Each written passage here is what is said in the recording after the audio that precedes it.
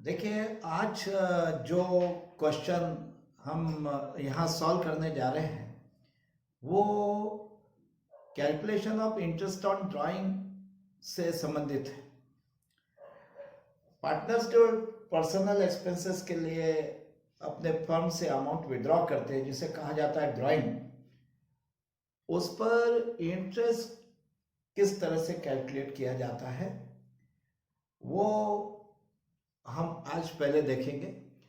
देखिए, यदि आपको क्वेश्चन में पार्टनर्स के ड्राइंग का लमसम अमाउंट दिया गया है, किसी पार्टनर ने पूरे साल में, पूरे अकाउंटिंग ईयर में लमसम कितना अमाउंट अपने पर्सनल एक्सपेंसेस के लिए विड्रॉ किया है, वो लमसम अमाउंट केवल आपको यदि दिया हो क्वेश्चन में और किस डेट को वो अमाउंट विड्रॉ किया गया वो डेट न दी गई हो, तो फिर ऐसे केस में आपको उस अमाउंट पे केवल 6 मंथ का इंटरेस्ट चार्ज करना होता है।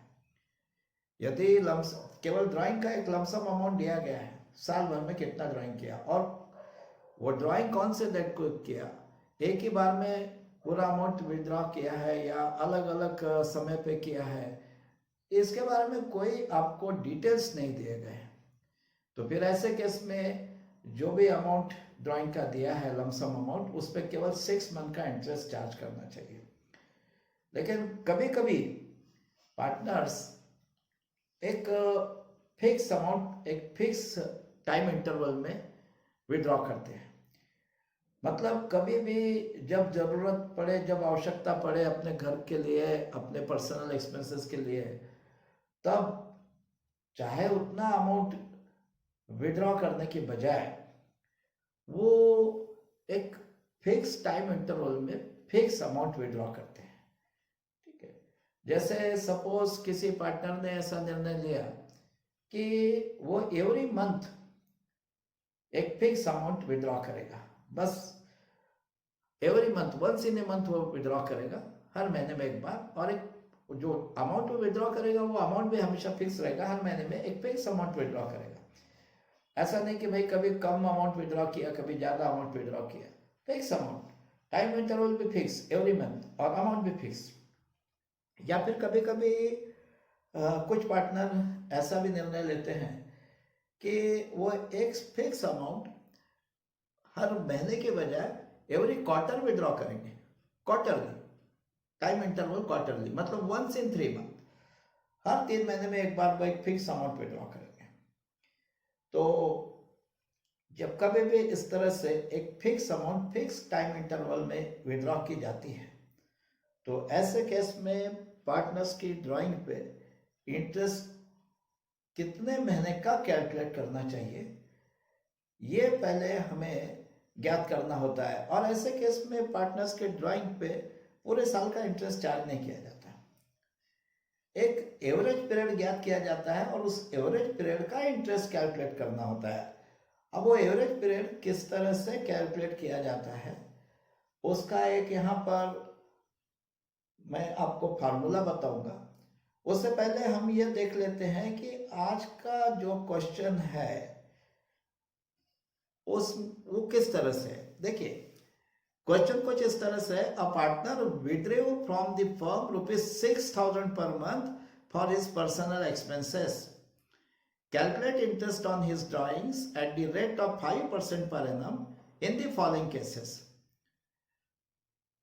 Case A, if he withdrew at the beginning of each month. B, if he withdrew at the end of each month. Case C, if he withdrew in the middle of each month. देखिए, एक कोई किसी firm का एक partner है जो अपने personal expenses के लिए फर्म से पर मंथ, हर महीने, एवरी मंथ 6,000 रुपीज विड्रॉ करता है, और यहां कहा गया है कि 5% पर एनम इंटरेस्ट रेट से उसके ड्राइंग का इंटरेस्ट कैलकुलेट कीजिए। और यहां अलग अलग केसेस में आपको इंटरेस्ट कैलकुलेट करने के लिए कहा गया है। फर्स्ट केस ऐसा है, उसमें ऐसा माना गया है कि वो पार्टनर जो है वो हर महीने जो ड्राइंग करता है वो महीने के आरंभ में at the beginning of month करता है। सेकंड केस में ऐसा एज्यूम करना, ऐसा मानना है कि एवरी मंथ वो जो अमाउंट विड्रॉ करता है वो मंथ के अंत में, रेस्पेक्टिव मंथ्स के एंड में विड्रॉ करता है। और उसके बाद के केस में ऐसा माना गया है कि हर महीने एवरी मंथ जो भी अमाउंट वो विड्रॉ करता है वो रिस्पेक्टिव मंथ के मिडल में करता है। ठीक है, अब इसका मैं आपको मीनिंग समझा देता हूँ। At the beginning of month का मतलब ये है कि पार्टनर हर महीने जो भी अमाउंट विड्रॉ कर रहा है वो उस मंथ के फर्स्ट डेट को कर रहा है। At the end of each month का मतलब है कि पार्टनर एवरी मंथ जो भी अमाउंट विड्रॉ कर रहा है वो उस मंथ की लास्ट डेट को विड्रॉ कर रहा है। और in the middle of each month का अर्थ है कि पार्टनर एवरी मंथ जो भी अमाउंट विड्रॉ कर रहा है वो 15th ऑफ द मंथ, उस महीने की 15 तारीख 15 को विड्रॉ कर रहा है in the middle of month. अब ये जो अलग अलग केसेस है, मतलब यदि partner at the beginning of each month drawing करता है तो कितने महीने का इंटरेस्ट चार्ज किया जाए। ठीक है, यदि at the end of each month drawing करता है तो कितने महीने का इंटरेस्ट चार्ज किया जाए, और यदि वो in the middle of each month drawing करता है तो कितने महीने का इंटरेस्ट चार्ज किया जाए। ये जो कितने महीने का इंटरेस्ट चार्ज किया जाए, ये जो पीरियड है for which interest has to be calculated, उसे कहा जाता है एवरेज पीरियड। और ये एवरेज पीरियड मतलब कितने महीने का इंटरेस्ट चार्ज करना चाहिए, ये ज्ञात करने के लिए एक फार्मूला है जो मैं अब आपको यहाँ पे पहले से यहाँ बोर्ड पे लिखा हुआ है। वो फार्मूला मैं आपको यहाँ पे अब दिखाऊंगा, और उस फार्मूले से पहले हम एवरेज पीरियड कैलकुलेट करेंगे, और एवरेज पीरियड कैलकुलेट करने के बाद हर केस में पार्टनर के ड्राइंग का इंटरेस्ट कैलकुलेट करेंगे। देखिए, फर्स्ट केस में ये कहा गया है कि if he withdraw at the beginning of each month, इसमें ऐसा कहा गया है कि पार्टनर हर महीने में जो भी अमाउंट विड्रॉ करता है वो महीने की शुरुआत में, महीने की फर्स्ट डेट को करता है। तो देखिए, हमारा अकाउंटिंग ईयर शुरू होता है अप्रैल से। यदि पार्टनर हर महीने एक फिक्स अमाउंट विड्रॉ करता है, जैसे यहाँ दिया गया है 6,000 रुपीज, तो वो हर अकाउंटिंग ईयर में फर्स्ट ड्राइंग अप्रैल महीने में करेगा, क्योंकि हमारा अकाउंटिंग ईयर अप्रैल से शुरू होता है और मार्च में खत्म होता है। 1 अप्रैल से शुरू होकर 31 मार्च खत्म होता है। तो हर साल में हर अकाउंटिंग ईयर का पहला ड्राइंग पार्टनर अप्रैल में करेगा, दूसरा मई में, तीसरा जून में, इस तरह हर महीने में ड्राइंग करेगा। अब यदि वो एवरी मंथ जो भी ड्राइंग करता है वो उस मंथ के फर्स्ट डेट को करता है, तो इसका मतलब अप्रैल का जो ड्राइंग है, अप्रैल मंथ का ड्राइंग, अकाउंटिंग ईयर के फर्स्ट मंथ का ड्राइंग अप्रैल मंथ का, वो 1 अप्रैल को करेगा, क्योंकि उसकी प्रैक्टिस ऐसी है कि वो जो भी ड्राइंग करता है हर महीने रेस्पेक्टिव मंथ के फर्स्ट डेट को करता है, तो अप्रैल का ड्राइंग को 1 अप्रैल को करेगा। और क्योंकि अकाउंटिंग ईयर में सबसे पहली बार ड्राइंग को अप्रैल महीने में करेगा, क्योंकि अकाउंटिंग ईयर शुरू होता है अप्रैल से, तो अकाउंटिंग ईयर का फर्स्ट ड्राइंग अप्रैल में होगा, और वो भी 1 अप्रैल को। अब 1 अप्रैल से लेकर अकाउंटिंग ईयर खत्म होने के लिए, मतलब 31 मार्च तक कितने महीने होते हैं? 1 अप्रैल से 31 मार्च तक होते हैं 12 मंथ्स, क्योंकि वो 1 अप्रैल को ड्राइंग कर रहा है। साल का पहला ड्राइंग 1 अप्रैल को करेगा, तो पहला ड्राइंग जब 1 अप्रैल को करेगा तो आफ्टर फर्स्ट ड्राइंग ईयर खत्म होने के लिए 12 मंथ्स है। ठीक है, तो ये 12 मंथ्स को कहा जाएगा months left after first drawing. ठीक है, और अकाउंटिंग ईयर का लास्ट ड्राइंग होगा मार्च महीने में, क्योंकि मार्च ये अकाउंटिंग ईयर का लास्ट मंथ है, तो आखिरी बार ड्राइंग वो मार्च महीने में करेगा। और क्योंकि प्रैक्टिस ऐसी है उसकी कि वो हर महीने का ड्राइंग मंथ की फर्स्ट डेट को करता है, तो मार्च का ड्राइंग वो 1 मार्च को करेगा। देखिए, अकाउंटिंग ईयर का लास्ट ड्राइंग वो मार्च महीने में करेगा, क्योंकि मार्च महीना ये किसी भी अकाउंटिंग ईयर का लास्ट मंथ है, और 1 मार्च को ड्राइंग करेगा, तो इसका मतलब अकाउंटिंग ईयर का आखिरी लास्ट ड्राइंग वो 1 मार्च को कर रहा है। अब वहां से अकाउंटिंग ईयर खत्म होने के लिए कितने महीने बाकी है? अकाउंटिंग ईयर खत्म होगा 31 मार्च को, मैंने कहा सॉरी, उस अकाउंटिंग ईयर का लास्ट ड्राइंग, साल का आखिरी ड्राइंग वो कर रहा है 1 मार्च को, और वहां से अकाउंटिंग ईयर खत्म होने के लिए यानी 31 मार्च आने के लिए 1 महीना बाकी है। तो इस 1 मंथ को हम कहेंगे months left after last drawing. अब देखिए एवरेज पीरियड कैसा कैलकुलेट किया जाए, मतलब उसके ड्राइंग पे जो इंटरेस्ट चार्ज करना है, कितने महीने का इंटरेस्ट चार्ज करना है, जिसे कहते हैं एवरेज पीरियड, वो कैसा कैलकुलेट किया जाए। उसको कैलकुलेट करने के लिए ये फॉर्मूला है, average period is equal two months left after first drawing plus month left after last drawing upon 2। अब मैंने ये भी बताया कि यदि कोई पार्टनर हर महीने के बिगनिंग में ड्राइंग करता है तो वो अकाउंटिंग ईयर का फर्स्ट ड्राइंग करेगा अप्रैल में, और वो भी 1 अप्रैल को। तो इसका मतलब अकाउंटिंग ईयर का फर्स्ट ड्राइंग 1 अप्रैल को हुआ, वहां से अकाउंटिंग ईयर खत्म होने के लिए पूरे 12 मंथ्स बाकी है। ठीक है, तो फर्स्ट ड्राइंग के बाद पूरे 12 मंथ बाकी है, तो उसको हम कहेंगे months left after first drawing. तो हम मैं यहां लिख दूंगा 12। उसके बाद मैंने बताया months left after last drawing, साल का आखिरी ड्राइंग मार्च महीने में होगा, क्योंकि साल का आखिरी महीना मार्च है, तो आखिरी ड्राइंग मार्च महीने में होगा, और क्योंकि वो हर महीने में ड्राइंग उस महीने की फर्स्ट डेट को करता है, तो मार्च का ड्राइंग 1 मार्च को करेगा। तो इसका मतलब पार्टनर साल का आखिरी ड्राइंग 1 मार्च को करेगा, लास्ट ड्राइंग 1 मार्च को। वहां से साल खत्म होने के लिए कितने महीने बाकी है, साल खत्म होगा 31 मार्च को, तो 1 मार्च के बाद साल खत्म होने के लिए 1 महीना बाकी है, 1 मंथ, उसको कहेंगे months left after last drawing. तो months left after first drawing 12 plus month left after last drawing 1 upon 2, और ये हो रहा है 12 प्लस 1 अपॉन 2 मतलब 13 अपॉन 2, और 13 अपॉन 2 को अब अगर आप 13 को 2 से डिवाइड करेंगे तो वो आएगा 6.5। इसका मतलब ऐसे केस में पार्टनर के ड्राइंग पे 6.5 मंथ्स का इंटरेस्ट चार्ज करना पड़ेगा। और वो किस ड्राइंग में, साल भर में जितना ड्राइंग टोटल ड्राइंग किया है पार्टनर ने, total drawing during the year, amount of total drawing during the year जो होगा उस पे गिवन रेट ऑफ इंटरेस्ट से 6.5 मंथ्स का इंटरेस्ट चार्ज किया जाएगा। अब जैसे कि इस क्वेश्चन में total amount of drawing during the year कितना होगा, अब वहां बताया गया है कि partner every month 6,000 rupees draw करता है। अब साल में 12 मंथ्स होते हैं, तो पूरे अकाउंटिंग ईयर में टोटल ड्राइंग कितना होगा, 6,000 इंटू 12 72,000। तो ये जो 72,000 है total amount of drawing during the year, इस पे आपको गिवन रेट ऑफ इंटरेस्ट से 6.5 मंथ्स का इंटरेस्ट चार्ज करना होगा। अब रेट ऑफ इंटरेस्ट कितना है 5% पर एनम। तो इस ये जो टोटल ड्राइंग का अमाउंट है 72,000, इस पे 5% से 6.5 मंथ्स का इंटरेस्ट चार्ज करेंगे, 6.5 मंथ्स। तो देखिए मैं अब इस केस में इंटरेस्ट आपको किस तरह कैलकुलेट करना है बताता हूं। Interest on drawings is equal to, अब total amount of drawing during the year मैंने अभी बताया आपको, हर महीने वो 6,000 ड्राइंग करता है, तो पूरे साल में 12 महीने में 6,000 इंटू 12 72,000 रुपीज का टोटल ड्राइंग हो रहा है। तो 72,000 इंटू रेट ऑफ इंटरेस्ट है 5%, तो 5/100, और टाइम पीरियड कितना है, एवरेज पीरियड 6.5 मंथ्स।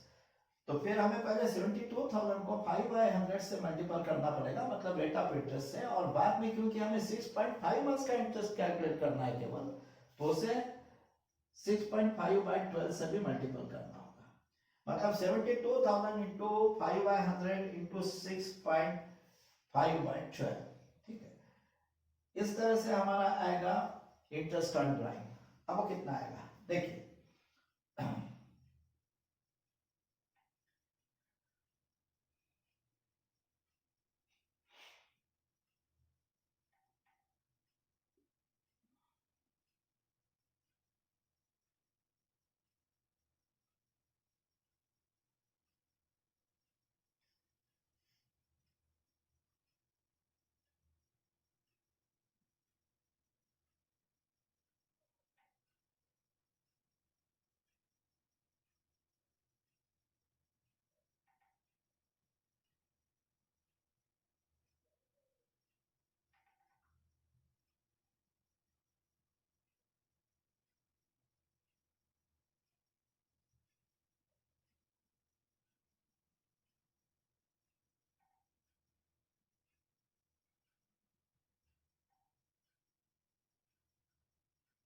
1950।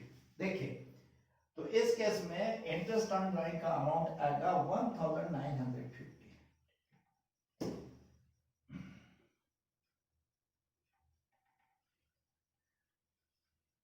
इस तरह से जब आप कैलकुलेट करेंगे 72,000 इंटू 5/100 इंटू 6.5/12, तो 1950 आ रहा है। इसका मतलब इस फर्स्ट केस में, किस केस में, जब पार्टनर हर महीने की बिगनिंग में ड्राइंग कर रहा है, उस केस में उसके ड्राइंग का जो इंटरेस्ट है उसका अमाउंट होगा 1950। ठीक है, चलिए, तो ये हो गया केस ए। केस ए में उसके ड्राइंग पे जो इंटरेस्ट होगा उसका अमाउंट आ रहा है 1950। अब इसके पश्चात केस बी में उसके ड्राइंग पे जो इंटरेस्ट आएगा वो कितना आएगा। केस बी में उसके ड्राइंग का इंटरेस्ट किस तरह से कैलकुलेट करें। अब आप एक बार ये पहले केस ए में मैंने किस तरह से इंटरेस्ट कैलकुलेट किया है उसके ड्राइंग का, इसको देख लीजिए। ठीक है, पहले मैंने एवरेज पीरियड कैलकुलेट किया कि यदि कोई पार्टनर हर महीने एक फिक्स अमाउंट विड्रॉ करता है, जैसे इस केस में बताया गया है कि 6,000 पर मंथ, और वो भी हर महीने के पहले डेट को, फर्स्ट डेट को विड्रॉ करता है, तो उस केस में कितने महीने का इंटरेस्ट कैलकुलेट किया जाएगा, वो इस फॉर्मूले की सहायता से मैंने ज्ञात किया, जो है 6.5 मंथ्स। और 6.5 मंथ्स का इंटरेस्ट किस तरह कैलकुलेट किया, पहले ये देखा गया है कि टोटल ड्राइंग कितना होगा उसका पूरे साल में, क्योंकि वो एवरी मंथ 6,000 ड्रॉ करता है, तो पूरे साल में 6,000 इंटू 12 72,000 का ड्राइंग हो रहा है, और रेट ऑफ इंटरेस्ट है 5%, तो 72,000 इंटू 5/100 इंटू 6.5/12, इस तरह उसके ड्राइंग का इंटरेस्ट हो गया 1950। अब केस ए के बाद केस बी। अब हम पहले केस बी में ये देखेंगे कि एवरेज पीरियड कितना होगा। मतलब केस बी में क्या कहा गया है, if he withdrew at the end of each month. ठीक है, अगर वो हर महीने का ड्राइंग रिस्पेक्टिव मंथ के एंड में, यानी हर महीने की लास्ट डेट में, आखिरी तारीख को करता है, तो ऐसे केस में पहले देखना होगा कि कितने महीने का इंटरेस्ट चार्ज करना चाहिए, एवरेज पीरियड कितना है। एवरेज पीरियड के लिए एक फार्मूला हम अपनाएंगे। ठीक है, मैं यहां लिख देता हूं केस बी।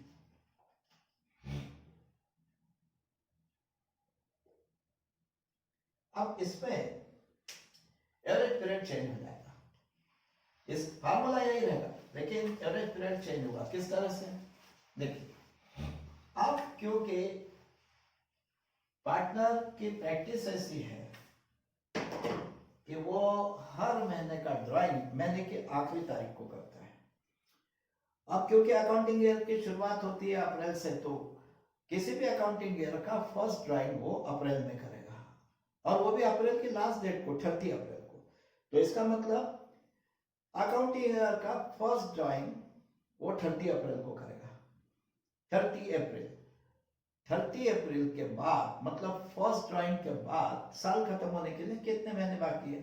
साल खत्म होता है 31 मार्च को, अकाउंटिंग ईयर का एंड होता है 31 मार्च को। 30 अप्रैल के बाद 31 मार्च तक कितने महीने बाकी है, ओनली 11 मंथ्स। ठीक है, 30 अप्रैल को यदि फर्स्ट ड्राइंग करता है तो उसके बाद 31 मार्च तक केवल 11 मंथ्स बचते हैं, तो months left after first drawing हो जाएगा उस केस में 11। और साल का आखिरी ड्राइंग मार्च महीने में करेगा, क्योंकि अकाउंटिंग ईयर का लास्ट मंथ है मार्च, तो लास्ट ड्राइंग भी मार्च में करेगा। और क्योंकि वो पार्टनर हर महीने में जो ड्राइंग करता है वो उस मंथ की आखिरी तारीख को करता है, लास्ट डेट को, तो मार्च महीने का ड्राइंग वो 31 मार्च को करेगा। मतलब 31 मार्च तो ईयर एंड, आखिरी अकाउंटिंग ईयर का भी लास्ट डेट है। यदि वो मार्च महीने का ड्राइंग 31 मार्च को करता है तो अकाउंटिंग ईयर के भी आखिरी दिन करता है, तो उसके बाद अकाउंटिंग ईयर खत्म होने के लिए कुछ समय बाकी ही नहीं है।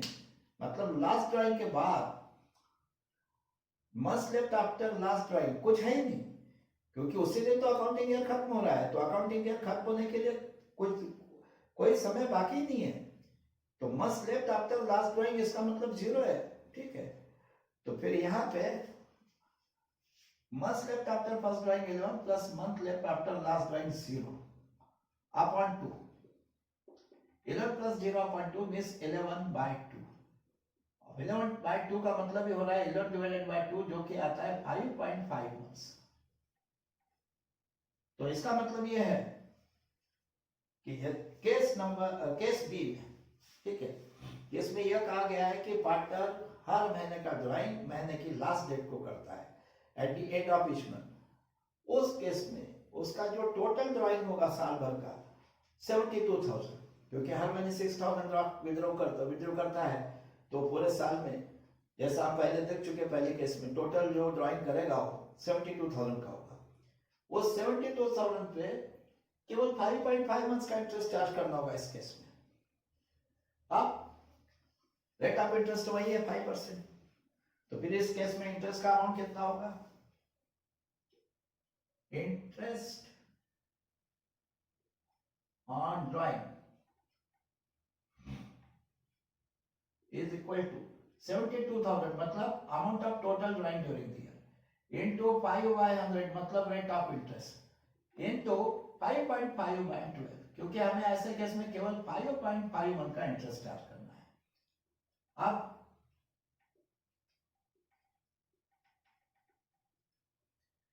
इस केस में इंटरेस्ट का अमाउंट कितना आएगा? देखिए इस केस में 1,650 रुपीज इंटरेस्ट का अमाउंट आएगा। तो इस केस में आपको केवल 1,650 रुपीज इंटरेस्ट चार्ज करना होगा, ठीक है। केस बी में हमने देखा कि पार्टनर के ड्राइंग का इंटरेस्ट का अमाउंट केवल 1,650 होगा, ओनली 5.5 मंथ्स का इंटरेस्ट चार्ज करेंगे। अब इसके बाद केस सी क्या है? केस सी में यह कहा गया है कि पार्टनर हर महीने के बीच में in the middle of month drawing करता है। If he withdraw in the middle of month, अब एक तो हर महीने में ड्राइंग करता है और 6,000 का ड्राइंग करता है, तो पूरे साल में तो वही टोटल अमाउंट ड्राइंग का 72,000 हो रहा है। लेकिन इस केस में वो हर एक महीने का जो ड्राइंग है, प्रत्येक महीने का जो ड्राइंग है वो महीने के बीच में in the middle of month करता है। In the middle of month यानी हर महीने की 15 तारीख को ड्राइंग करता है। तो अब साल का फर्स्ट ड्राइंग कब करेगा? अकाउंटिंग ईयर की शुरुआत होती है अप्रैल से, तो अप्रैल में साल का पहला ड्राइंग करेगा, और वो भी क्योंकि in the middle of month करता है तो अप्रैल का ड्राइंग 15 अप्रैल को करेगा। तो इसका मतलब अकाउंटिंग ईयर का फर्स्ट ड्राइंग वो 15 अप्रैल को कर रहा है। अब फर्स्ट ड्राइंग के बाद अकाउंटिंग ईयर खत्म होने को यानी 31 मार्च आने को कितने महीने बाकी है? 15 अप्रैल से 31 मार्च तक कितने मंथ्स हैं? 15 अप्रैल से 31 मार्च तक टोटल मंथ्स होते हैं 11.5, क्योंकि देखिए 15 अप्रैल मतलब अप्रैल का 15 डेज तो चले गए, ठीक है। इसका मतलब हाफ मंथ चला गया, हाफ मंथ मतलब 0.5 मंथ्स तो बीत चुका है। तो फिर अप्रैल का बचा हुआ 0.5 मंथ्स और अप्रैल के बाद 1 मई से लेकर 31 मार्च तक के 11 मंथ्स, इस तरह 11.5 मंथ्स बाकी है, ठीक है। फर्स्ट ड्राइंग के बाद साल खत्म होने के लिए 11.5 मंथ्स बाकी है। तो months left after first drawing वो इस केस में हो जाएगा 11.5। मैं यहां चेंज कर देता हूं, पहले ये केस सी है, ठीक है। और इस केस में months left after first drawing हो रहा है 11.5, क्योंकि 15 अप्रैल को साल का फर्स्ट ड्राइंग करेगा पार्टनर। 15 अप्रैल से साल खत्म होने के लिए यानी 31 मार्च आने के लिए 11.5 मंथ्स बचे। Months left after first drawing 11.5 plus, अब देखिए साल का लास्ट ड्राइंग, लास्ट मंथ साल का अकाउंटिंग ईयर का लास्ट मंथ है मार्च, तो मार्च का ड्राइंग ये उस अकाउंटिंग ईयर का लास्ट ड्राइंग होगा। और क्योंकि वो हर महीने का ड्राइंग मंथ के मिडल में 15 को करता है, तो 15 तारीख को, तो मार्च महीने का ड्राइंग वो 15 मार्च को करेगा। मतलब उस अकाउंटिंग ईयर का लास्ट ड्राइंग वो 15 मार्च को करेगा। तो लास्ट ड्राइंग के बाद अकाउंटिंग ईयर खत्म होने के लिए कितने दिन बाकी है? अकाउंटिंग ईयर खत्म होता है 31 मार्च, लास्ट ड्राइंग वो कर रहा है 15 मार्च को। 15 मार्च से 31 मार्च के लिए कितने दिन बाकी है? 15 मार्च के बाद 31 मार्च आने के लिए कितने दिन बाकी है? ओनली 15 डेज बाकी है, आधा महीना, ठीक है। 15 मार्च से ये कहिए कि 15 डेज से 60 डेज, अगर आप मंथ वाइज देखेंगे तो हाफ मंथ बाकी है, ठीक है। अगर आप मंथ वाइज देखते हैं तो in the middle of month यदि 15 मार्च को अगर ड्राइंग कर रहा है तो मार्च का आधा महीना तो बीत चुका और आधा बाकी यानी 0.5 मंथ्स बाकी है, ठीक है। तो months left after last drawing है 0.5, हाफ मतलब 0.5, ठीक है। तो डेज में नहीं देखना है हमें, ठीक है। हमें यह नहीं देखना है कि 15 डेज बाकी है 16 डेज, हम मंथ वाइज देखेंगे तो 0.5 मंथ्स बाकी है साल खत्म होने के लिए, अकाउंटिंग ईयर खत्म होने के लिए। मतलब months left after last drawing है 0.5। तो देखिए मैंने जैसा पहले बताया, months left after first drawing 11.5 plus months left after last drawing 0.5 upon 2, तो ये हो रहा है 12/2। 12/2 मतलब 6 मंथ्स, 12 डिवाइडेड बाय 2, 6। तो ऐसे केस में एवरेज पीरियड है 6 मंथ, मतलब आप 6 मंथ का इंटरेस्ट चार्ज करेंगे उसके ड्राइंग पे। आप साल का टोटल ड्राइंग तो वही होगा 6000 इंटू 12, 72,000। 72,000 पे 5% रेट ऑफ इंटरेस्ट से 6 मंथ का इंटरेस्ट चार्ज करना है। तो इंटरेस्ट का अमाउंट कितना होगा? Interest on drawings is equal to 72,000 into 5/100 into 6/12।